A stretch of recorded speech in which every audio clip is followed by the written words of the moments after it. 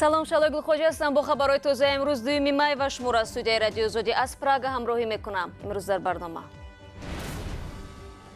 соли то 30,000 нафар ва афзоиши таваҷҷӯҳ ба шиносномаи русӣ. шумораи тоҷикони дорои шаҳрвандии Русия дар 5 соли охир 3 баробар зиёд шудааст. Старекс замонавӣ нест. Акнун дар роҳҳои Душанбе фақат автобусу спринтер ҳаракат хоҳад кард. мусофирон аз ин иқдом розиянд? 10-15 минут меистам, ягон транспорт намебиёд. Агар ки ягон чиз мебиёд, пури баъд даромадаам намешавад.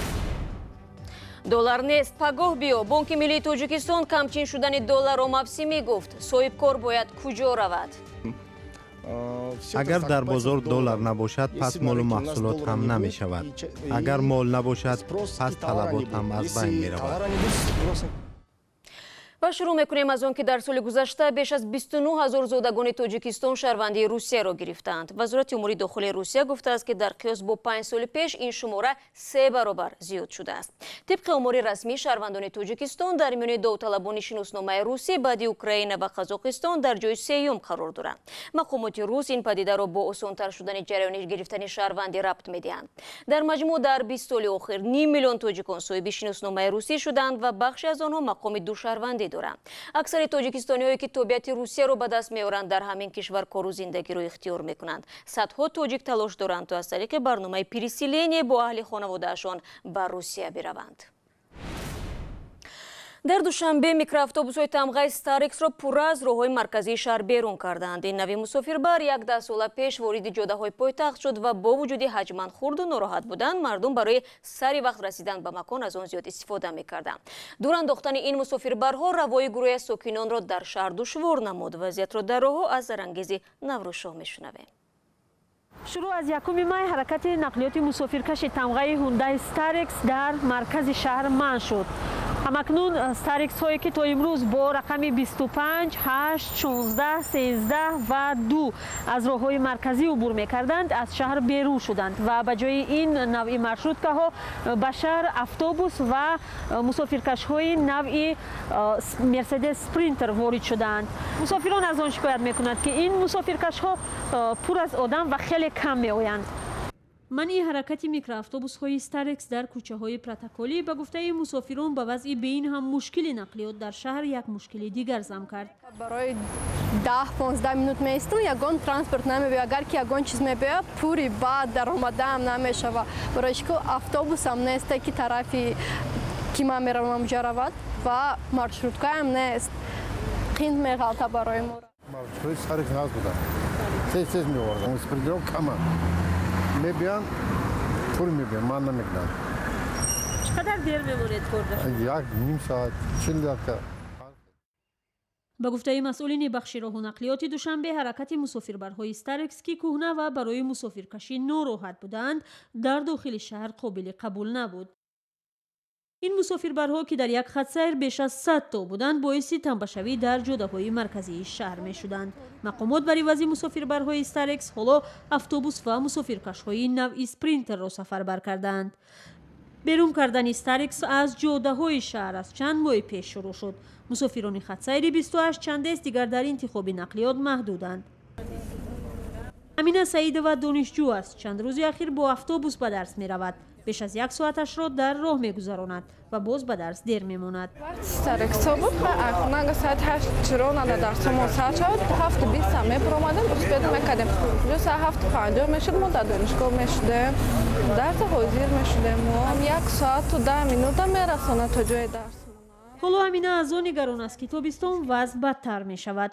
ронандаҳои автобус ин иддаои мусофиронро қабул надоранд. онҳо бовар доранд ки ба оҳистагӣ мардум дигар ба автобус одат мекунанд ва шаҳр симои қаблиашро мегирад.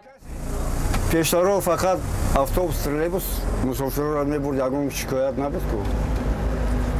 хеле замона шид. мусофирои мо ҳамаш саросимаанд. мехоҳанд ки дар 1 минут манзилишда бирасанд. онҳое ҳам ҳастанд ки ба фарқ аз Starex-ҳои тангу хурд сафар дар автобусҳоро роҳаттар медонанд. барои мо дар дурун шуда озод наис мекунам. танг нест. ранги Starex. хайам чиқар майда ки аст рунушта. نقلیات شهری از کمترین بخش کار شهرداری دوشنبه می باشد که همه وقت زیر انتقاد قرار دارد. مقامات شهر نیت دارند تا آخر سال نقلیات جمعیتی را در خط سیرها با اتوبوس و ترالیبوس های نوی وضع نمایند.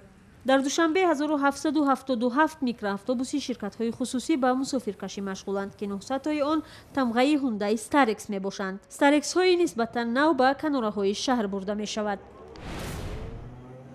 رو می‌ریم به موضوع دیگر. امروز صدها نفر در ارمنستان شورای بین ریوان و فرودگاه زواردنوس را مسدود کردند. این عمل در واکنش به دعوت رهبر تظاهرات نیکول پاشینیان انجام شد که مردم را به راهپیمایی و راهبندی عمومی دعوت کرد. تحولات در حال ادامه یافت که روز گذشته پارلمان علیه تصدیق نامزدی پاشینیان به مقام نخست وزیر آواز داد. خیرمان بخوزاده با تفصیلات بیشتر. نیکول پاشینیان رهبر مخالفان ارمنستان روز سه‌شنبه یکم می پس از آنکه نتوانست از پارلمان برای مقام سروزیری رأی لازم را به دست بیاورد به کارشکنی سراسری در این کشور دعوت کرد. نیکول پاشینیان پیشوای مخالفان که شب گذشته در میان ده‌ها هزار از طرفدارانش در میدان جمهوری در مرکز یریوان سخنرانی میکرد. گفت ما خیابان‌ها، فرودگاه‌ها و راه آهن و مترو را می‌بندیم. در جلسه پارلمان ارمنستان با طرفداری نیکول پاشینیان همگی 45 نفر رای دادند، در حالی که برای رسیدن به این مقام او به 53 رای پارلمان نیاز دارد. حزب جمهوری خواه از 105 کرسی پارلمان در حال حاضر 58 کرسی را در اختیار دارد. مردم غمگین است، ولی این نهایت امر نبوده، فقط آغاز مبارزه است. مردم متحد می شود، مردمی بیشتر به ما می پیوندند. نیکول می گوید مردم تا حد زیاد خواهد شد که حسابش گم می شود. ما الکی پیروز شدیم. حزب جمهوری خواه پیروزی مردمی را به تأخیر می اندازد و خلاص. تحولات نو در امر رسیدن به قدرت در ارمنستان در حالی است که اعتراضهای گسترده مخالفان علیه سرژ سرکیسیان باعث شد تا وی از مقام نخست وزیری استعفا دهد. سرکیسیان 10 سال رئیس جمهوری ارمنستان بود و با تغییر قانون اساسی در آخرین سال ریاست جمهوریش اختیارات مقام نخست وزیری را بیشتر کرد و دقیقاً یک هفته بعد از ترک مقام ریاست جمهوری پارلمان این کشور وی را به عنوان نخست وزیر انتخاب کرده بود. برمیگردیم به تاجیکستان. بانک ملی تاجیکستان با پخش اظهارات کمیاب و تا اندازه قیمت شدن دلار را شرح داده است. نهاد مالی وظیفه فعلی را موسمی عنوان کرده، آن را به پایین آمدن قرب روبل روسیه و زیاد شدن طلبات به دلار ربط میدهد. به گفته بانک ملی عین چنین حالت ماه اپریل سال گذشته نیز به عمل آمده بود. نزدیک 2 هفته می شود که تاجران از بانک‌های کشور دلار خریدن نمیتوانند. چنین وضعیت به کار آنها چه تاثیر میرساند؟ همکارانمان از نستایشی وریمه تحلیل کردند. کاهش دلار در بازار اسعار تاجیکستان پیش از همه به صاحبکارانی ضربه میزند که مال خود را از خارج وارد میکنند. الهام در مرکز دوشنبه مغازه فروش لباسهای زنانه دارد. به گفته این صاحبکار داد و گرفت با دلار انجام می شود. ما اساساً مال را از ترکیه، سنت پترزبورگ و پکین با دلار می خریم. اگر در بازار دلار نباشد پس مال و محصولات هم نمی شود. اگر مال نباشد پس طلبات هم از بین می رود. به قول کارشناسان کمچین شدن دلار در تاجیکستان چند عامل دارد. بنابر شروع موسم کشت و کار از خارج واردات تخمی و نوری مینرالی، نهال و مواد سوخت افزایش یافت. این محصولات نیز اکثراً با دلار خریداری می شود. سبب دوم این کم شدن انتقال پول مهاجران از روسیه است. مهاجران معمولاً در نیمه دوم سال بیشتر پول می‌فرستند.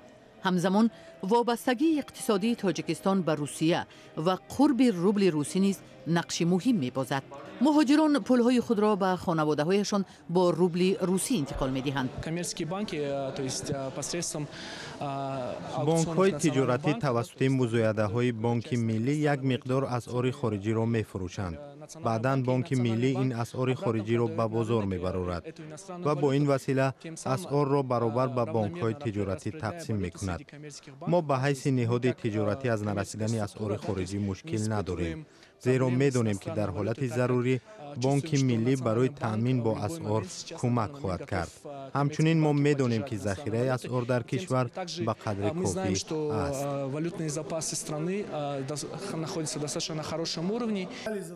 بانکداران یک سبب دیگری کمبود دلار را به این وابسته می‌دانند که بانک‌ها از مشتریان با اسعار خارجی کمتر پول دریافت می‌کنند. حالا فروشنده اصلی این اسعار خارجی بانک ملی است. برای جلوگیری از حناتی بعضی از بانک‌ها در فروش دلار محدودیت جاری کردند. برای یک نفر $200 در یک روز. روزهای اخیر بانک ملی مزایده‌های علاوه‌ای را برگزار می‌کند که با استوار شدن وضعیت در بازار مساعدت می‌نماید. به نظر من هنگامه‌ای که در این اواخر به عمل آمده است رفع می شود. با وجود کاهش دلار در تاجیکستان، قرب رسمی آن در برابر سامانی 1% و در بانک‌های تجارتی همگی 3% بالا رفت.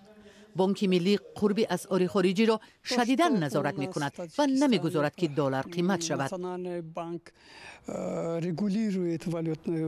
آنه که در تاجیکستان بانک ملی سیاست اسعار خارجی را تنظیم می کند، این برای اقتصاد بازرگانی چندان خوب نیست. ولی در شرایط کنونی تا حد چنین عمل سامانی را از بی‌قرب شوی نجات می دهد. تحلیلگران با اشاره به موسمی بودن بعضی عامل‌ها میگویند وضع بازار اسعار تا آخر ماه می به تنظیم می درآید. اما با فرق از پیش این دفعه تحریم‌های آمریکا بر ضد روسیه وضعیت را پیچیده‌تر کردند. بانک ملی تاجیکستان نیز این عامل را اعتراف می‌کند. نگاه می‌اندازیم به شهر کولوب که در اینجا بعضی کودکان راه نوی تجارت را پیدا نمودند. آنها به پرورش و فروش سبا مشغولند که میان دوستداران پرنده‌های خوشخوان سرخریدار است. تاجران خردسال از آن خرسندند که شغل آنها به طبیعت ضرر نمی‌رساند و به بودجه خانواده فایده می‌آورد. تایر سفر در همین باره نقل می‌کند. این حولی 3 سال باز به شرافت ابوبکر است ترانه‌خوانی مرغان خوش‌آواز پر است. دلبستگی او را به پرنده پروری آورد و این شغل را وسیله درآمدش کرد. در آغاز از روی هوس کودکی یک سبا را 10 سامانی از بازار خرید. بعد بازار بودم، نام بازار میخوندم، نقش کردم و 50 نقش کردم. چون البته من شکنم با 20 نقش شکنم. بعد با آوردم 150 با 150 فروختم. همین طور تجارت نورس 10 ساله آغاز یافت و دیگر پرنده ها غیر از سبا هم خریدار یافتند. اینجا با دورم چوچی زرگل داره، چوچ داره، چوچی بخمل داره، موچک داره، کاوگوی، بعد کاوگوی ماست داره، کاوگوی شکریه. او دام اندازد و پرنده ها را از کوه و دشت می گیرد و مدت نگاه و بین می کند و می فروشد. و خصوص پرورش سبا را می پسندد و این پرنده طلبگار دارد. مثلا همین سبا بسیار خون خب نکرد، همون سبا را پیمان میخرم. گندم چی کاوگوتا؟ پدر ابوبکر که خود را پرنده پروری پشتی می‌داند از شغل فرزندش خوشحال است. دویم گیری همی کارن مثال باید کارهای بیهوده و با کارهای دزدی دست نمیزنن، با عیبی کارشونم با فایده درآمد میکنن با خانه را.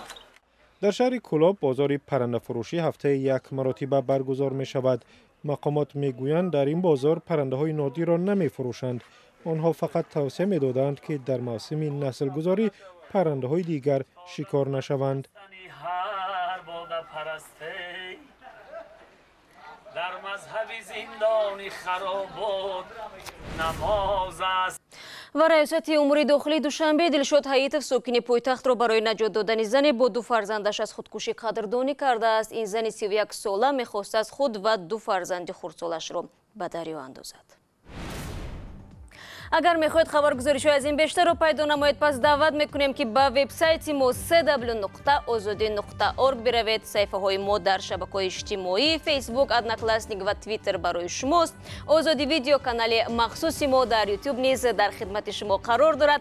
سپاس عزیزان که در این 15 دقیقه با ما بودید. ما فردا شما را در همین وقت در برنامه نو منتظریم. تا برنامه فردا، خدا نگهدار هر یک شما.